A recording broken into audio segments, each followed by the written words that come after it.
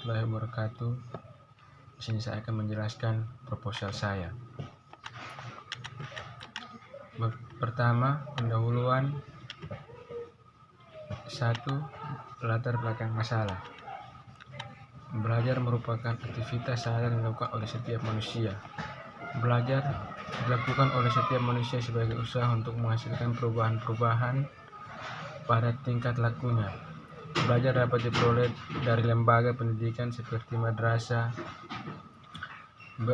Belajar bertujuan untuk mengadakan perubahan kebiasaan dari kebiasaan buruk menjadi kebiasaan baik.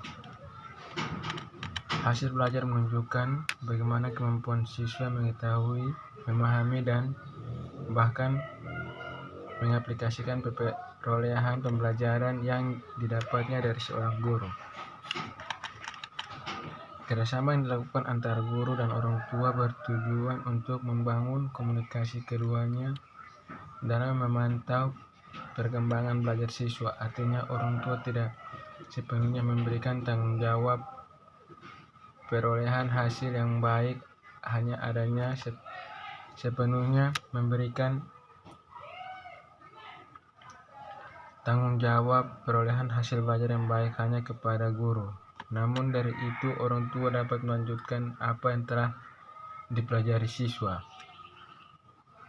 madrasah untuk diulangi kembali di rumah. Orang tua sebagai bagian dari masyarakat memiliki hak kewajiban dalam penyelenggaraan pendidikan. Hal ini tercantum pada pasal 13 Undang-Undang Nomor 47 Tahun 2008 menyatakan bahwa yang pertama, masyarakat berhak berperan dalam perencanaan, pelaksanaan, pengawasan, dan evaluasi terhadap penyelenggaraan program wajib belajar, serta mendapatkan data informasi tentang penyelenggaraan program wajib belajar. Yang kedua, masyarakat mendukung penyelenggaraan program wajib belajar. Yang ketiga, hak dan kewajiban masyarakat bagaimanapun dimaksud pada ayat 1 dan 2 dilaksanakan sesuai dengan peraturan perundang-undangan. Bentuk kerjasama madrasah dan orang tua yang dapat dilakukan menurut Epstein dalam Coleman yaitu parenting, komunikasi, volunteer, keterlibatan orang tua pada pembelajaran anak di rumah.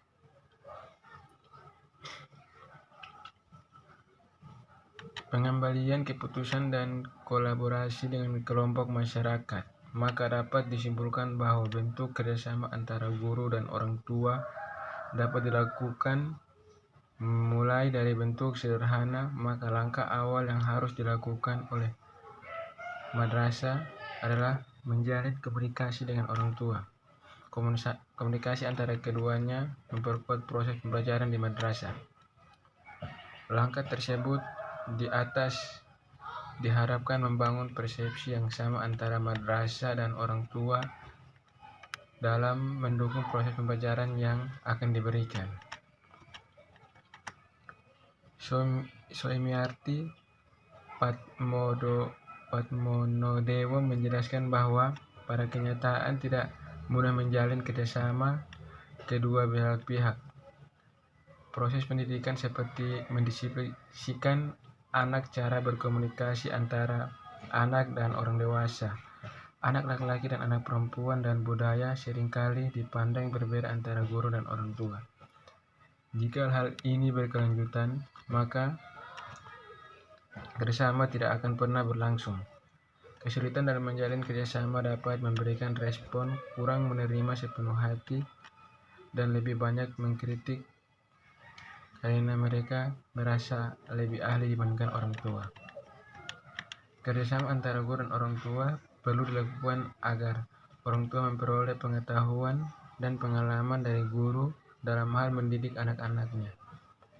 Sebaliknya, para guru dapat pula memperoleh keterangan-keterangan dari orang tua tentang kehidupan dan karakter siswanya. Namun dalam menjalin kerjasama antara guru dan orang tua masih ditemukan kendala-kendala dalam mewujudkannya. Kegiatan kerjasama guru dan orang tua pada siswa siswi. Menurut pengamatan peneliti, belum mampu menjalin kerjasama yang baik antara guru dan orang tua siswi. Hal ini sesuai dengan keluhan yang diutarakan oleh beberapa guru tentang sulitnya memanggil orang tua ke madrasah untuk membicarakan perkembangan hasil belajar anaknya.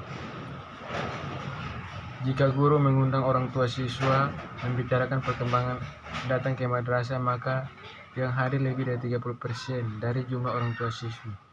Ketuntasan minimum yang ditentukan oleh madrasah. Hal ini menjadi karakter peneliti untuk meneliti kerjasama guru dan orang tua dalam meningkatkan hasil belajar siswa. Yang kedua, fokus penelitian.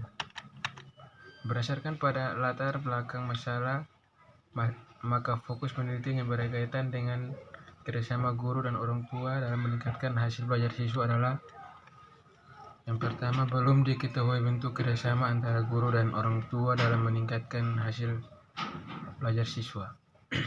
Yang kedua, kerjasama guru dan orang tua dalam meningkatkan hasil belajar memiliki beberapa hambatan. Yang ketiga, belum diketahui upaya madrasah untuk mengatasi hambatan-hambatan kerjasama guru dan orang tua dalam meningkatkan hasil belajar siswa. Tujuan penelitian: 1. Mengetahui bentuk kerjasama antara guru dan orang tua dalam meningkatkan hasil belajar siswa. Yang kedua, untuk mengetahui hambatan-hambatan kerjasama guru dan orang tua dalam meningkatkan hasil belajar siswa. Yang ketiga, untuk mengetahui upaya madrasah mengatasi hambatan-hambatan kerjasama guru dan orang tua dalam meningkatkan hasil belajar siswa. Yang keempat, kegunaan, manfaat, dan penelitian. Yang pertama, teoritis. A. Sebagai referensi peneliti untuk mengembangkan kompetensi guru dalam mengajar di kelas. B. Sebagai informasi dapat menambah wawasan bagi pengembang ilmu dalam meningkatkan hasil belajar siswa. Yang kedua, praktis. A. Bagi orang tua dapat meningkatkan keterlibatan dalam pendidikan anak. B.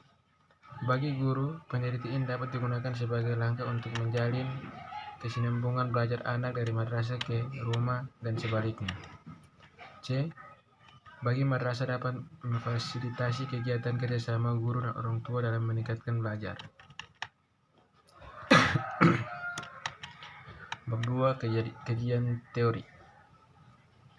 Yang pertama, kajian teori rumusan masalah. A. Bentuk kerjasama antara guru dan orang tua. Kerjasama orang tua dan madrasah dapat dilakukan dengan berbagai bentuk, di antaranya: yang pertama, kerjasama dalam kegiatan pembelajaran.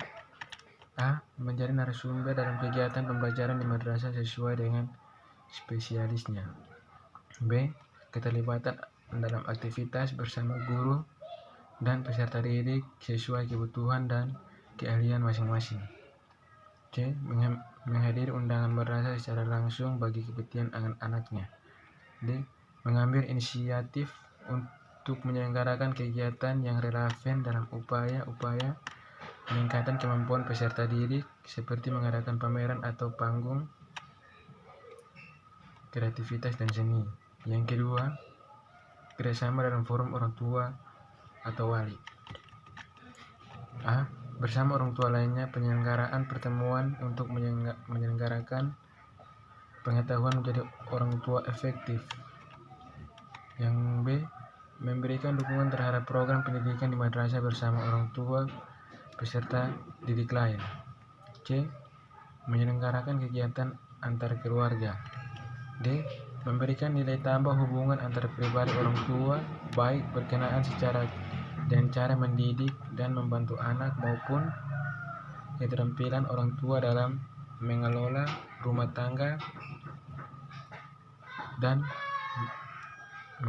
tangga atau memasak dengan menu sehat, perawatan kesehatan dan keluarga, hidup hemat, dan lain-lain. sebagai cikal bakal lahirnya komunitas orang tua yang berpendidikan. Yang ketiga, hambatan-hambatan dalam kerjasama antara guru dan orang tua dalam meningkatkan hasil belajar siswa. Pertama, sikap guru. Beberapa guru memiliki pandangan yang salah jika keluarga berpenghasilan rendah kurang berminat pada pendidikan anaknya dibanding dengan yang berpenghasilan tinggi. Tetapi penelitian yang diungkapkan oleh Evans dan Hines menunjukkan orang tua berpenghasilan rendah itu tidak seperti itu, melainkan ketidakpastian waktu yang mereka memiliki karena terhalang oleh waktu bekerja untuk menghadiri acara madrasah atau membantu anak belajar di rumah. Jika mereka tidak merespon informasi dari madrasah, guru mungkin akan salah menyimpulkan jika mereka tidak memperhatikan pendidikan anak-anak mereka. Oleh sebab itu, sangat penting bagi guru untuk mengetahui lebih dalam apa permasalahan yang dihadapi orang tua sehingga mereka tidak terlibat dalam kegiatan pembelajaran anak-anaknya. Tidak banyak guru yang memiliki keyakinan dapat memberikan perubahan pada pemahaman orang tua. Hambatan yang datang guru terlihat dari ketidakyakinannya untuk melibatkan orang tua di madrasah. Hal ini disebabkan karena guru beranggapan bahwa dialah yang lebih efektif untuk mendidik anak di madrasah. Yang dua, pandangan orang tua.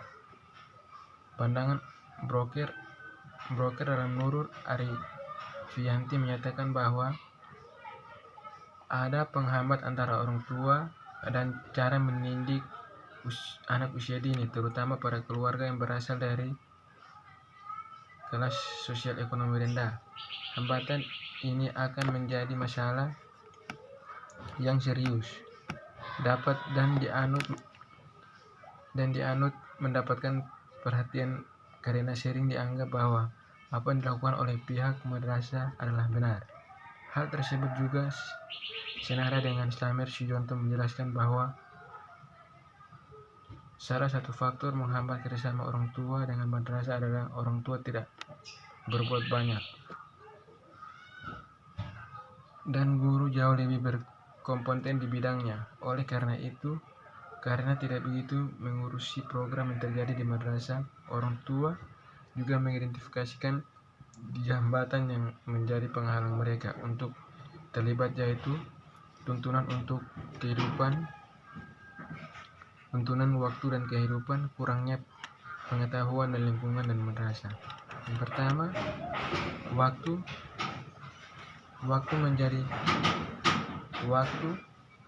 menjadi hal pertama yang menghambat keterlibatan orang tua di madrasah atau mendampingi anak belajar di rumah. Yang kedua, kurangnya pengetahuan. Hal utama dari keterlibatan orang tua adalah komunikasi antara orang tua dan guru. Orang tua harus mengetahui perkembangan belajar dari anaknya sehingga mengetahui hasil belajar anaknya dari hari ke hari, sehingga orang tua dapat memberikan kritik dan saran kepada guru. Yang ketiga, lingkungan madrasah. Anak berasal dari keluarga yang berbeda sehingga memiliki pengalaman yang berbeda, seperti dari keluarga yang miskin dan dalam kesehariannya kurang berinteraksi dengan keluarga. Madrasah atau masyarakat kesehariannya kurang berinteraksi orang tua dan mengalami pengalaman tersebut memiliki pendidikan yang terbatas. Hal ini menyebabkan mereka salah paham dan khawatir dengan lingkungan madrasah. Dari uraian di atas dapat disimpulkan bahwa hambatan-hambatan kerjasama guru dan orang tua dalam lingkungan hasil belajar siswa berasal dari pihak guru dan orang tua. Upaya yang dilakukan oleh madrasah untuk mengatasi hambatan-hambatan kerjasama guru dan orang tua dalam meningkatkan hasil belajar. Kerjasama guru dan orang tua bertujuan agar orang tua memperoleh pengetahuan dan pengalaman dari guru. Sebaliknya, guru memperoleh keterangan-keterangan dari orang tua tentang kehidupan karakter siswanya. Untuk membangun hubungan kerjasama antara keduanya, madrasah perlu mengatasi hambatan-hambatan yang terjadi dalam membina kerjasama antara guru dan orang tua. Adapun beberapa upaya yang dilakukan adalah: pertama, memperbaiki cara pandang guru terhadap orang tua. Yang kedua, memberikan pengetahuan dan keterampilan para guru terkait kerjasama dengan orang tua. Yang ketiga, metode yang tepat untuk berkomunikasi dengan orang tua. Guru harus merubah sikap untuk menghormati dan menyadari keuntungan jalin kerjasama dengan orang tua. Mereka perlu memahami jika keberadaan orang tua di madrasah bukan untuk menghakimi pengajaran yang mereka lakukan, tetapi untuk menyediakan pendampingan atau mitra dalam mendidik anak. Madrasah perlu mempertimbangkan faktor-faktor yang ada pada diri orang tua siswi seperti budaya, ras, pendidikan, dan bahkan sosial ekonomi masyarakat mereka. Yang kedua, kajian teori kerjasama guru dan orang tua. Yang pertama, pengertian kerjasama. Kamus Besar Indonesia menjelaskan bahwa kerjasama berasal dari dua kata, yaitu kerja dan sama. Kerja adalah kegiatan melakukan sesuatu yang dilakukan atau diperbuat, sesuatu yang dilakukan untuk mencari nafkah. Sedangkan sama adalah serupa, yang tidak lain, berbarengan dengan dan bertepatan. Jadi kerjasama adalah kegiatan atau usaha yang dilakukan oleh beberapa orang untuk mencapai tujuan bersama. Abdul Isnaini dalam Putri Sahara, kerjasama adalah suatu proses sosial di mana di dalamnya terdapat aktivitas tertentu yang ditunjukkan untuk mencapai tujuan yang sama dengan saling membantu dan saling memahami aktivitas masing-masing. Hafsah mendefinisikan bahwa kerjasama adalah suatu strategi kegiatan yang dilakukan oleh dua pihak atau lebih dalam jangka waktu yang tertentu untuk mengetahui keuntungan bersama, prinsip saling membutuhkan dan saling membesarkan. Yang kedua, dasar dan tujuan kerjasama madrasah dan orang tua. B. Suryo Sobroto menerangkan ada beberapa dasar dan tujuan kerjasama madrasah dengan orang tua, yaitu yang A. Dasar kerjasama madrasah dengan orang tua siswa. Yang pertama, kesamaan tanggung jawab. GBHN menegaskan bahwa pendidikan adalah tanggung jawab kerjasama antara pemerintah, orang tua, dan masyarakat. Pemerintah mendirikan lembaga-lembaga pendidikan, mulai taman kanak-kanak sampai dengan universitas. Sementara itu, pihak yang bertanggung jawab mendidik adalah guru, mulai dari taman kanak-kanak sampai dengan guru besar universitas. 2. Kesamaan tujuan. Para orang tua menghendaki putra-putri mereka menjadi warga negara atau manusia yang baik dengan berguna bagi negara dan bangsa. Demikian pula dengan guru. Para guru menghendaki siswa mereka menjadi manusia yang sehat jasmani dan rohani, terampil serta berguna bagi negara dan bangsa. Tujuan kerjasama madrasah dan orang tua siswi. A. Saling membantu dan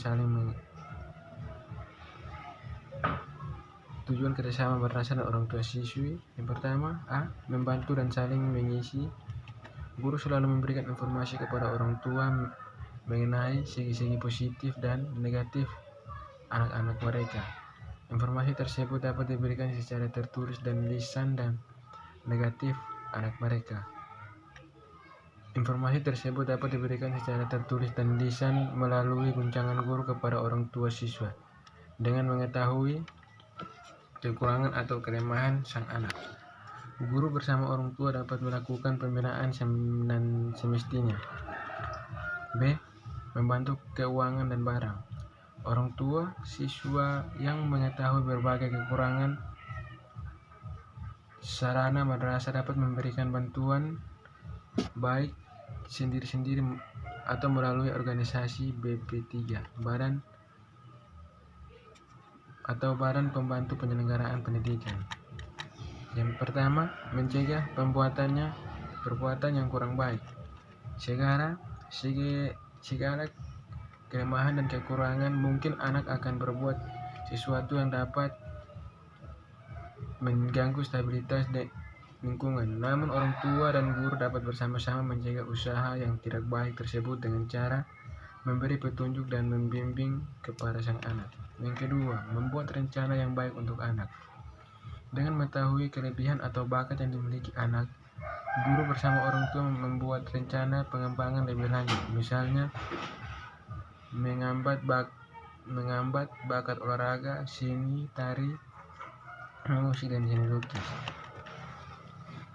Yang ketiga, teknik kerjasama madrasah dengan orang tua siswa. Adapun teknik kerjasama yang bisa dilakukan madrasah dengan orang tua adalah yang pertama, melalui Badan Pembantu Penyelenggaraan Pendidikan atau BP3, orang tua siswa yang menyatukan diri dalam organisasi BP3. BP3 adalah sebuah organisasi yang berusaha membantu penyelenggaraan pendidikan di madrasah.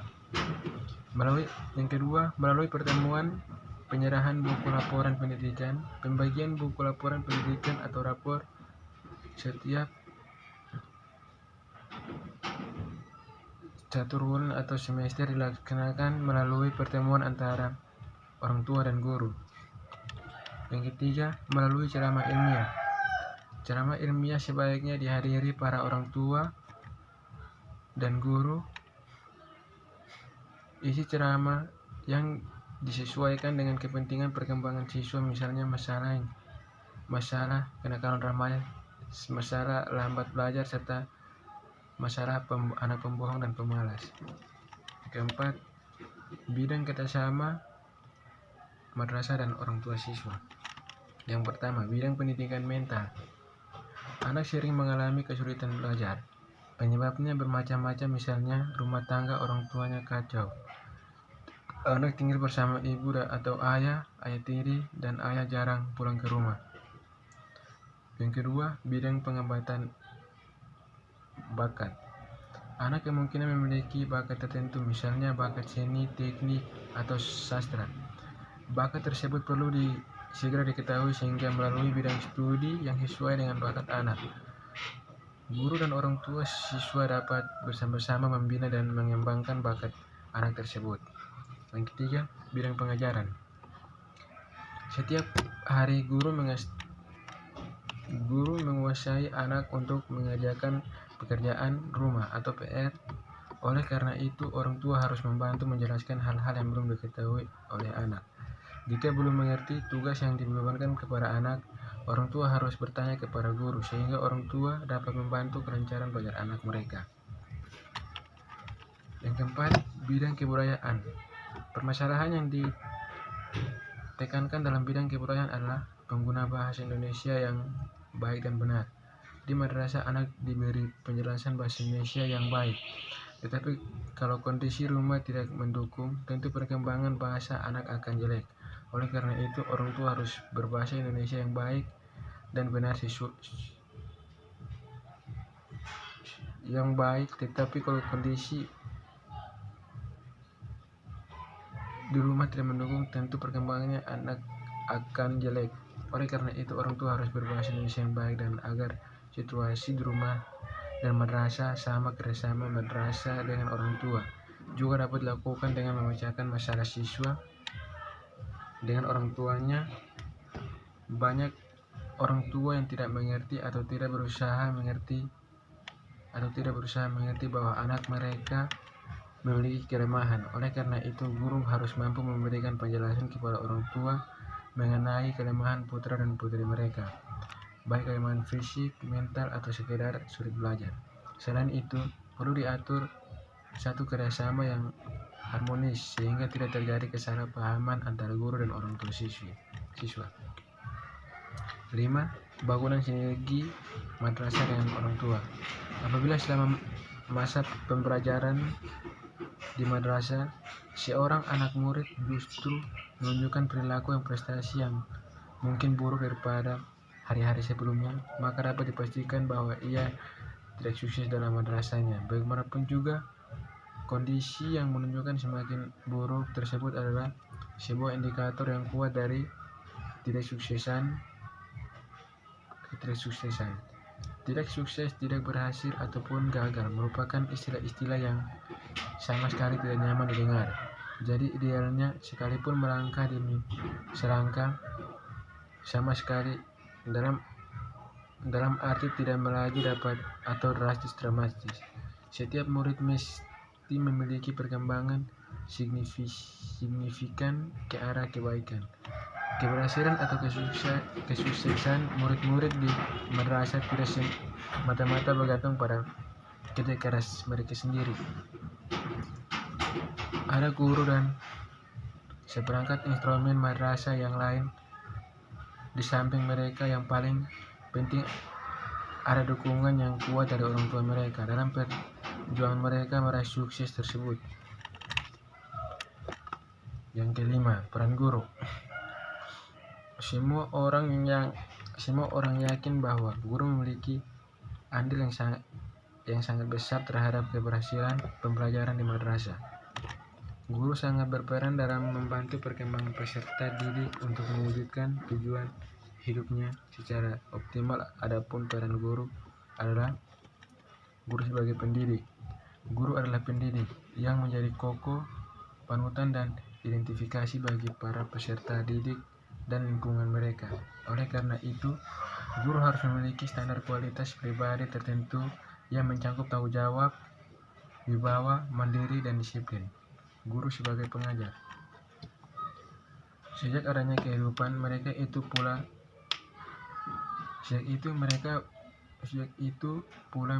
guru telah melaksanakan pembelajaran, dan memang hal tersebut merupakan tugas tanggung jawab dan jawabannya yang pertama dan utama. Guru membantu mendidik peserta didik yang sedang berkembang dan untuk mempelajari sesuatu yang belum diketahuinya, membentuk kompetensi, dan memahami materi standar yang dipelajari. 3. Guru sebagai pembimbing. Guru dapat diibaratkan sebagai pembimbing perjalanan yang berdasarkan pengetahuan dan pengalaman, bertanggung jawab atas kelancaran perjalanan itu. Yang keempat, guru sebagai pelatih. Proses pendidik dan pembelajaran memerlukan latihan keterampilan baik intelektual maupun